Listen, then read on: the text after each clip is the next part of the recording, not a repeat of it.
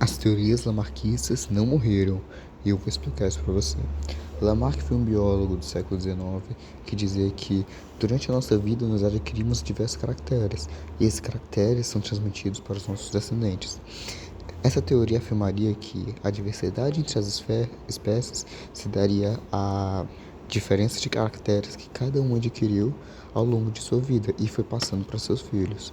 Essa teoria foi abolida quando Charles Darwin proporcionou para nós a teoria da seleção natural, mas ainda assim, com o estudo da epigenética, foi descoberto que ao longo da nossa vida nós passamos e adquirimos caracteres, e esses caracteres são possíveis sim de ser transmitidos para nossos filhos, às vezes de forma mais direta, de forma mais visível e indubitável, e às vezes de forma mais controversa, de forma mais difícil de perceber. E é isso que vamos abordar nesse vídeo. Então, epigenética é o estudo daquilo que está além da genética, é o estudo das mudanças na expressão gênica, expressão essa que varia mesmo que não haja variação de DNA. Ou seja, o mesmo DNA pode se manifestar diferentemente dependendo da pressão ambiental. Essa pressão ambiental que se traduz em atividade física, estresse, condições de vida, hábitos que a pessoa teve e diversas outras questões. Dependendo das situações que nós passamos no nosso dia a dia, nossos genes eles podem ser estimulados a serem mais expressos ou menos expressos. O fato é que no nosso DNA temos algumas sequências que são nossas e vão ser passadas aos nossos descendentes. É um DNA puro, uma sequência que está lá e isso não muda.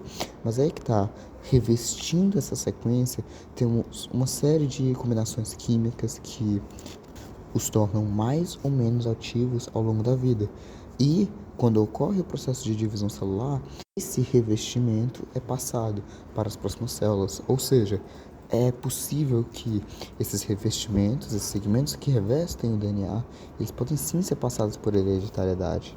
É isso que a epigenética estuda. A epigenética estuda aquilo que, além do DNA, o que mais vai influenciar nas nossas características, no nosso genótipo e no nosso fenótipo. O que eu preciso que você entenda antes de você continuar o vídeo? Eu preciso que você entenda que, além do nosso DNA, que vai servir como se fosse um molde para nos tornar o que nós somos, esse DNA pode se expressar de forma diferente, dependendo das variações que nós precisamos para nós sobreviver. Algumas pessoas ao longo da vida desenvolvem um corpo muito mais atlético, outras pessoas não, passam um tempo muito pacato. E, mesmo tendo os genes que fariam elas fortes, não expressam esses genes porque não estimula essa expressão. Então, para que o corpo vai gastar energia expressando um gene que não precisa? Entendeu? Então, os genes que nós expressamos definem sim quem nós somos e muitas vezes nós precisamos estimular esses genes que apareçam. Como é que esses processos ocorram? É isso que eu vou explicar agora. Existem uma série de mecanismos epigenéticos que proporcionam essa hereditariedade da expressividade variável. Primeiro, vamos ter a metilação do DNA. O que é isso? O nosso DNA ele é feito de cadeias químicas, de moléculas diversas. Quando um dos nossos genes ele é adicionado uma função metil da química, a metila vai impedir a transcrição desse gene, causando um gene silenciado, um gene silencioso, algum gene que pode não se manifestar.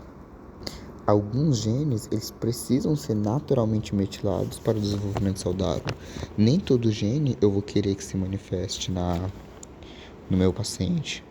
A síndrome de Sever-Russell, por exemplo, ela acontece quando a não metilação do braço curto do cromossomo 11 ocorre, mas nós vamos chegar nas correlações clínicas no final do vídeo. Antes, eu preciso que você entenda os conceitos. Primeiro, a metilação, que é simplesmente nada mais do que adicionar um grupo metila a um gene, o que vai impedir com que ele seja transcrito, o que vai impedir com que ele produza uma proteína e como consequência disso a gente vai ter alteração de algum fenótipo, seja qual for. O outro é a modificação das estonas. As estonas são proteínas na qual o DNA se enrola para formar uma cromatina, que é uma forma mais condensada de DNA. A acetilação de estonas ativa a transcrição dos genes, pois são as estonas que podem desenrolar a cromatina, facilitando com que ela seja manipulada e transcrita e lida. As histonas H3 e K4 são famosas porque, se ocorrer metilação dessas duas, se essas duas forem inativadas, ou podem ocorrer diversas correlações clínicas associadas com distúrbios neurais, esquizofrenia e problemas associados com a dependência de substâncias químicas. Outro mecanismo de epigenética é o silenciamento de RNA, feito por meio dos RNAs de interferência ou RNAs não codificantes. E como é que isso ocorre? Vamos ter os microRNAs, que são as subclasses de RNA que não vão codificar proteínas. Ao invés disso, eles são responsáveis por regular a expressão gênica após a transcrição.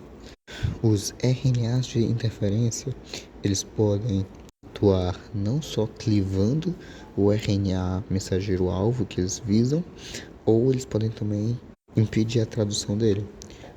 Desse jeito, eles silenciam genes que, se expressassem, poderiam causar patologias. Com o que nós aprendemos até agora, já podemos entender a síndrome do X frágil, que é a causa mais comum de deficiência intelectual herdada, sendo também a principal causa monogênica de transtornos autistas. Ela é uma doença mais comum em homens, causada pelo gene FMR1, localizado no cromossomo X, especificamente na região 5-UTR. É uma doença causada pela expansão de nucleotídeos nessa área, quando a metilação do DNA silencia o FMR1, que sintetiza a proteína FMRP, que é importantíssima para a regulação da função neural. Em pacientes com a síndrome do X frágil, a transcrição de genes ocorre sem a inibição do FMRP. É um gene que não vai se metilar e vai ter uma proteína sendo produzida em excesso. Esse excesso pode causar toxicidade do meio neurológico e lesões neuronais. E é por essa razão que pacientes com a síndrome do X frágil podem apresentar sintomas como atraso na fala, ansiedade, comportamento hiperativo, convulsões, impulsividade e diversos outros sintomas. Agora, para voltarmos para os mecanismos, precisamos entender o imprinting, que pode ser entendido como um processo chave fechadura. Entenda, para você nascer, seu pai e sua mãe, eles doam parte do material genético deles para ti. Só que alguns trechos da mãe precisam sumir para que os do pai se manifestem. E alguns do pai têm que sumir para que os da mãe se manifestem. Em alguns casos, os dois permanecem ativos. Em alguns casos, um ou outro precisa diminuir para que haja um equilíbrio. Dessa forma, a manifestação de caracteres do pai e da mãe se equilibra e o indivíduo pode nascer saudável, porque os dois segmentos vão se completar. Um vai se unir ao outro, formando um código só, que é o seu código. O imprinting é a chave para o equilíbrio entre os genes vindo do pai e da mãe. Mas às vezes, o imprinting pode ocorrer de forma defeituosa. Algum gene do pai se manifesta e o da mãe também, e o esquema de chave e fechadura é todo prejudicado. Casos como esse abrem portas para várias síndromes, como por exemplo a síndrome de Silver-Russell. Ela está associada com a não metilação do braço curto do cromossomo 11 e a dissomia do cromossomo 7 da mãe, causando a ausência da parte paterna. O que isso significa? Significa que, dentre os genes da mãe, um deles deveria ter se metilado para ficar inativo. Dessa forma, o gene do pai se manifestaria no lugar dela e haveria o equilíbrio. No caso da síndrome de Silver-Russell, isso não acontece. Geralmente, os genes da mãe estão relacionados com a formação do embrião, enquanto os do pai estão relacionados com seu crescimento. Como nesse caso, a parte paterna vai estar ausente, pacientes com a síndrome de Silver-Russell vão apresentar crescimento e estatura muito menores. Eles vão ter uma aparência de macrocefalia, quando na verdade o perímetro cefálico deles está normal, mas todo o resto do corpo não cresce da mesma forma proporcional.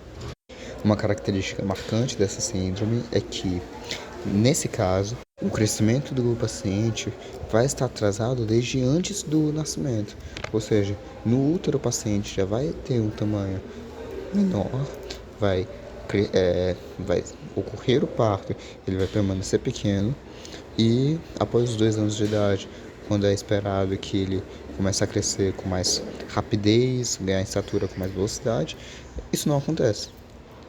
Geralmente é aí que o diagnóstico ele é realizado pelo médico geneticista. Outro caso é a síndrome de Prader-Willi. A síndrome de Prader-Willi ela é causada pela deleção paterna no braço grande do cromossomo 15.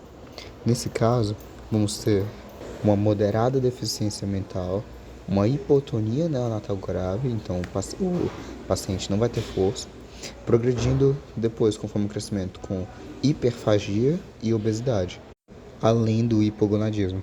De forma similar, vamos ter a síndrome de Angelman. Curiosamente, ela é conhecida síndrome de Happy Puppet na gringa. Por quê? Porque os portadores dessa síndrome possuem características de risos imotivados, ou seja, sem motivo algum ou de forma imprevisível, o paciente pode começar a sorrir e rir realmente. Outros sintomas estão deficiência mental grave, hiperatividade, ataxia e, em alguns casos, crises convulsivas também. E é causada pela deleção materna do braço longo do cromossomo 15. Por fim, como falamos muito de compensação gênica, precisamos ressaltar a importância do corpúsculo de Barr e a inativação do cromossomo X. O cromossomo X ele é mais denso e possui mais informação do que o cromossomo Y. Os homens eles têm o cromossomo X e o cromossomo Y. Como as mulheres possuem 2 cromossomos X, elas normalmente poderiam ter mais informação do que os homens em seus genes. Isso poderia causar um desbalanceamento, isso poderia ser bem prejudicial. Por isso que 85% de um dos cromossomos X das mulheres, ele é inativo. Esse cromossomo inativo é o que nós chamamos de corpúsculo de Barr. Aí você me pergunta, por que não 100% do cromossomo do corpúsculo de Barr é inativo? Aí é que tá. Se a mulher tivesse só um cromossomo X, ela teria menos carga genética do que o homem. De fato, é sobre isso que trata a síndrome de Turner. Casos em que, ao invés da mulher ter 2 cromossomos X, onde um é o corpúsculo de Barr, ela tem somente um cromossomo X. Nesse caso, ela fica com deficiência de material genético e pode apresentar sintomas como baixa estatura, puberdade tardia, infertilidade, malformações cardíacas e algumas dificuldades de aprendizagem também. Certo? Esse é o vídeo inicial sobre epigenética. Obrigado por assistir. Não esquece de deixar o like e de se inscrever no canal.